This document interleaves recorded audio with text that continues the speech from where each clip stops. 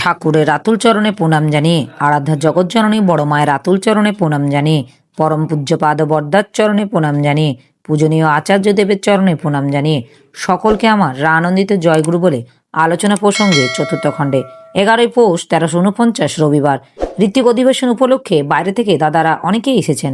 কুষ্টিয়া থেকে অধ্যাপক অনিলদা একদল ছাত্রকে সঙ্গে নিয়ে এসেছেন।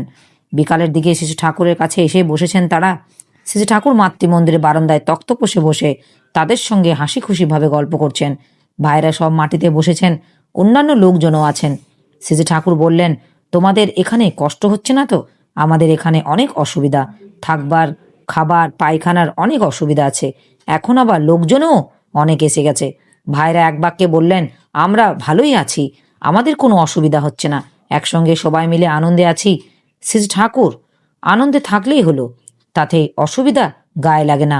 আমরা এখানকার লোকগুলি নাংলা মতন লৌকিকতা জানি না, কিন্তু প্রাণ আছে খুব, লোক পেলে খুশি হয়। ভাইরা, সেটা আমরা বিশেষভাবে অনুভব করছি। সবার মধ্যে কেমন একটা আপন আপন ভাব। সেজে ঠাকুর, পরস্পরের মধ্যে আন্তরিকতা ও আত্মীয়তা ভাব যত থাকে ততই জীবনটা উপভোগ্য হয়ে ওঠে। ধন দৌলত যাই বলো, মানুষের মতো ধন আর কিছু নেই মানুষের। একটি ভাই বললেন, আপনি আমাদের কিছু উপদেশ দেন। সেজে ঠাকুর, এমনিতেই কথাবার্তা হচ্ছিল, বেশ ছিল। উপদেশ দেওয়ার কথা বললেই আমার মুখে যেন কোনো কথা জোজায় না। মানুষ আসে সুখ দুঃখের কথা কয়, বিশেষ কোনো সমস্যা থাকলে সে কথা উত্থাপন করে। আমি যা জানি বুঝি তাও বলি, এইভাবে কথাবার্তা চলে। উপদেশ দেওয়া হিসেবে আমি কিছু বুঝি না, তবে অনেক সময় আপনা থেকেই অনেক বলা হয়ে যায়। লেখাপড়া তো জানি না, তাই বুদ্ধি করে কিছু বলা হয়ে ওঠে না। পরমপিতার দয়ায় যখন যেমন হয় তখন তেমন হয়। কোনো লেখা দেওয়া হচ্ছে, আবার যেটা বলা হলো তখনই সেটা ধরে না নেয়, পরে জিজ্ঞাসা করলেই প্রায় ঠিক মতো বলতে পারি না। মূর্খের অশেষ দোষ। ভাইটি বললেন, আপনি তো শুনেছি মহাজ্ঞানী। সেজে ঠাকুর, সে তো আমি জানি না। ওদের মধ্যে একজন প্রশ্ন করলেন, ছাত্রদের প্রধান করণীয় কি? সেজে ঠাকুর, ছাত্রদের প্রধান করণীয় হচ্ছে আদর্শনিষ্ঠ তৎপরতার বৈশিষ্ট্যকে ফুরিত করে তোলে, পরিবেশের সত্তা সম্বর্ধনী সেবার জন্য নিজেদের শরীর, মন, মস্তিষ্ক, চিন্তা, চলন, অভ্যাস, ব্যবহার, কর্মশক্তি ইত্যাদিকে সুগঠিত ও সুবিন্যস্ত করে তোলা। প্রশ্ন, আদর্শনিষ্ঠ এবং তৎপরতা মানে কি? সেজে ঠাকুর, মানুষের সত্তার একটা সমবেগ আছে, এই সমবেগ নিয়ে কোনো শ্রেয় পুরুষের যুক্ত হতে হয়। যেমন অর্জুন হয়েছিল শ্রীকৃষ্ণ, চন্দ্রগুপ্ত হয়েছিল চাণক্যের, বিবেকানন্দ হয়েছিল রামচন্দ্রের। এরকমই কোনো আদর্শ পুরুষের মানুষ যদি যুক্ত হয় ও আপ্রাণ অনুরক্তিতে তাকে অনুসরণ করে চলে, তাহলে তার চরিত্র ও ব্যক্তিত্ব কল্যাণপ্রসূ ও সংহত হয়ে গড়ে উঠতে পারে। নচেত একটা মানুষ যদি লাখো লাখো সৎ কথাও জানে, তাও কোনো কাজে আসে না, বরং ওইসব কথা বলে মানুষকে আরো ভাঁওতা দিতে পারে। সুতরাং চরিত্র ও ব্যক্তিত্বের মাঙ্গলিক নিয়ন্ত্রণে প্রথম জিনিস হলো ইষ্ট বা আদর্শ গ্রহণ, অর্থাৎ দীক্ষা। তাই দীক্ষাহীন শিক্ষার কোনো দাম ছিল না আমাদের দেশে। প্রশ্ন, আমি যদি আদর্শের নীতিগুলি মেনে চলি তাহলে তো হলো, দীক্ষা গ্রহণের আর প্রয়োজন কি? সেজে ঠাকুর, দীক্ষা বলতে আমি বুঝি তাকে পুরোপুরি গ্রহণ, তার কাছে আত্মসমর্পণ, তার ভিতর দিয়ে দক্ষতার অনুশীলন। নীতি যার জীবনের মূর্ত, তাকে বাদ দিয়ে যদি ওই নীতিগুলি অনুসরণ করতে যাই, তাহলে তো ওই নীতিগুলির নামে ওইগুলি সম্বন্ধে আমরা মন গড়া ধারণাকে অনুসরণ করতে থাকবো। এতে স্ব অনুভূতি বা খেয়ালি গুরুপদ বাচ্য হয়ে উঠতে পারে আমাদের কাছে। তাতে লাভ কতদূর হতে পারে তা তো বুঝি না। আবার তার প্রতি সক্রিয় অনুরাগ ও তার প্রেরণার ভিতর দিয়ে কেন্দ্রীয়ত আত্মনিয়ন্ত্রণ যে কতখানি তীব্রগতি সম্পন্ন হয় তা বলে শেষ করা যায় না। তুমি যদি তোমার মাকে ভালোবেসে তার নির্দেশ মতো চলো, এবং তোমার মা যদি তোমাকে বাহবা দেন, উৎসাহ দেন, তাহলে সেই চলাটা তোমার কাছে কত সুখকর লাগে। প্রশ্ন, আপনি জন্মগত বৈশিষ্ট্যের পূরণের কথা বললেন, কিন্তু স্কুল কলেজে তো সব ছাত্রদেরই একঢালা শিক্ষা হয়। সেজে ঠাকুর, একঢালা শিক্ষা হয় বলেই তো বৈশিষ্ট্যের বিকাশ হয় না। তবে এর মধ্যে যদি অভিজ্ঞ, সূক্ষ্ম দৃষ্টিসম্পন্ন, বহুদর্শী শিক্ষক থাকেন এবং তার সঙ্গে যদি ছাত্রের স্কুল কলেজের বাইরের ব্যক্তিগত মেলামেশা থাকে, তাহলে তিনি তাকে অনেকখানি বৈশিষ্ট্য অনুযায়ী পরিচালনা করতে পারেন। প্রশ্ন, লেখাপড়া শিখেও যে আমরা স্বাধীনভাবে জীবিকা নির্বাহের কোনো পথ করতে পারি না, এর উপায় কি? সেজে ঠাকুর, এটা শিক্ষা ব্যবস্থার ত্রুটি। আমার মনে হয় যে কোনো বিষয়ই পড়ানো হোক না কেন, তার অর্থনৈতিক, বাস্তব ও সামাজিক দিকগুলি ছেলেদের সামনে সুন্দর করে পরিস্ফুট করে তোলা দরকার। সর্বস্তরে কৃষি ও শিল্পগত শিক্ষা হওয়া উচিত।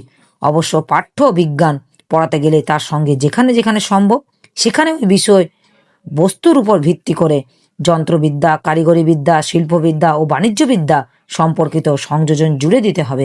ছাত্ররা পড়তে পড়তে পরিবেশের প্রয়োজন পূরণই কিছু করে যাতে কিছু কিছু আয় উপার্জন করতে পারে এবং সোপার্জিত ও অর্থ দিয়ে ইষ্ট, পিতা, মাতা, শিক্ষক, পরিবার ও পরিবেশকে মাঝে মাঝে কিছু উপঢৌকন দিতে পারে, তার ব্যবস্থা করা একান্তই সঙ্গত বলে মনে হয়। এতে তাদের একটা আত্মবিশ্বাস গজাবে এবং যে পরিস্থিতিই ভিতর পড়ুক না কেন তার ভিতরে উপযোগী কিছু করে দাঁড়াতে পারবে। ছেলেদের স্বাধীন পর্যবেক্ষণ ও চিন্তার ক্ষমতা কতখানি বাড়ছে তার একটা পরীক্ষা হওয়া দরকার।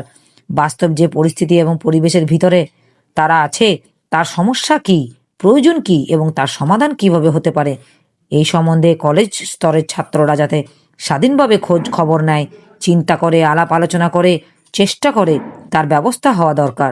মানুষ সম্বন্ধে, সমাজ সম্বন্ধে অনুরাগ এবং অনুসন্ধিৎসা জাগিয়ে দিতে হবে শিক্ষার ভিতর দিয়ে।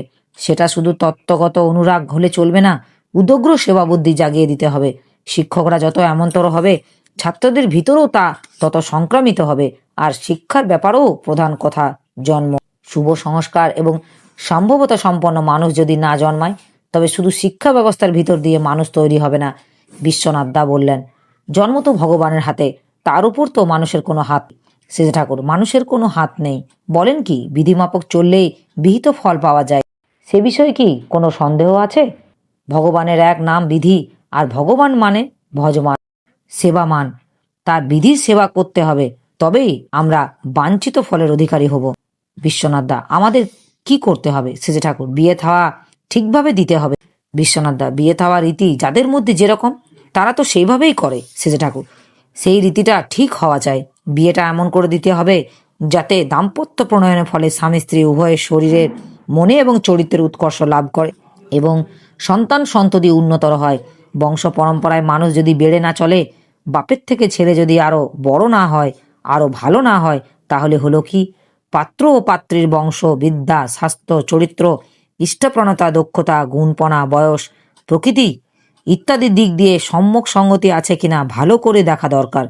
প্রত্যেকের জৈবিক সংস্থিতির একটা উপাদানিক সমাবেশ ও সংগঠন আছে, সেটা আবার সুস্থ, সতেজ ও তরতরে থাকে বৈশিষ্ট্যানুগ এবং উৎকর্ষমুখী অনুশীলনের ভিতর দিয়ে। তার ভিতর দিয়ে বংশানুগ ও ব্যক্তিগত সদ্গুণগুলি থাকে উচ্চীয়মান হয়ে। পুরুষের বংশানুক্রমিক ও ব্যক্তিগত গুণগুলি যেখানে উচ্চীয়মান, নারীর বংশানুক্রমিক ও ব্যক্তিগত গুণগুলি যদি সেখানে উচ্চীয়মান ও পোষণী হয়, আর উভয়ই দৈহিক ও মানসিক সংগঠন যদি সামঞ্জস্যপূর্ণ হয়, অর্থাৎ তারা যদি সমজাতীয়, কৃষ্টি এবং ঐতিহ্য ও সংস্কার সম্পন্ন অথচ ভিন্ন গোত্রীয় হয়, এক কথায় সদৃশ্য সম্মিলন যদি ঘটে, তাহলে তার ফল সন্তান সন্ততি উন্নতর হয়ে ওঠার সম্ভাবনাই বেশি। কারণ সেখানে স্ত্রীর ডিম্বকোষ এবং পুরুষের শুক্রিটের গঠন ও গতি প্রকৃতির মধ্যে এমনতর একটা মিল থাকে যে দুজনেই উচ্চতম এবং সর্বোত্তম গুণগুলি যা মিলে গিয়ে এক হয়ে সন্তানের রূপ পরিগ্রহ করে। কারণ সেখানে স্বামী স্ত্রী পরস্পরের পরিপূরণী ও পরিপোষণ, তা জীববিদ্যা ও জননবিদ্যার দিক দিয়ে, সামাজিকভাবে, প্রকৃতিগতভাবে, কৃষ্টিগতভাবে সব দিক দিয়ে আদত কথা হলো শুক্রিট ডিম্বকোষ নিহিত ও যোনির ভিতর বংশগত সংস্কারগুলি সূক্ষ্মাতি সূক্ষ্ম দানার মত থাকে। নারী পুরুষের ওই সহজাত দানাগুলি সংহতিশীল হওয়া প্রয়োজন এবং তেমনতর সংযোগেরই সন্তান ভালো হতে পারে। কারণ সংহতিশীল সংযোগ সম্ভূত জীবনকণায় হলো তার সত্তার অন্তর্মম। স্বামী স্ত্রীর মধ্যে এই সংহতির অভাব যেখানে যত বেশি, সন্তানও সেখানে হয় তত অপকৃষ্ট। সেখানে সদ্গুণগুলি উচ্চীয়মান না হয়ে অবগুণগুলি উচ্চীয়মান হয় এবং সদ্গুণগুলি ক্রমশ অপশ্রিয়মান হতে থাকে। কারণ সদ্গুণগুলির বিকাশের জন্য যে পোষণ, মিল ও এবং একতানতার প্রয়োজন, সেগুলি অভাব ঘটে সেখানে। তাই বিয়ে থাওয়া খুব হিসাব করে দিতে হয়। আর প্রত্যেক পরিবারে তাদের কুলগত বৈশিষ্ট্য অনুযায়ী উৎকর্ষমুখী আচরণ, অনুষ্ঠান, নীতি, পদ্ধতি ও কৃষ্টি ও ঐতিহ্যের অনুশীলন যাতে পূর্ণমাত্রায় চলে, সেদিকে লক্ষ্য রাখা একান্ত দরকার। নারী পুরুষের অন্তরে যদি একটা সক্রিয়, সুনিষ্ঠ, বৃদ্ধিমুখী সাধনার সুর নিরন্তর ধ্বনিত না হয়, তাহলে তাদের মধ্যে মহৎ মানুষের আবির্ভাব হতে পারে না। শুধু সুবর্ণ বিয়ের বেলাতেই নয়, অনুলোম অসবর্ণ বিবাহের বেলায়ও নারী পুরুষের বর্ণ, বংশ ও ব্যক্তিগত প্রকৃতির সংগতির দিকে লক্ষ্য রেখে তা করতে হবে। আমার এই আলোচনা প্রসঙ্গে কিছু ভুল ত্রুটি হয়ে থাকলে আপনারা আমায় ক্ষমা করবেন। উপস্থিত দাদা, ভাই, বোন, মায়েদের আমার আনন্দিত জয় গুরু।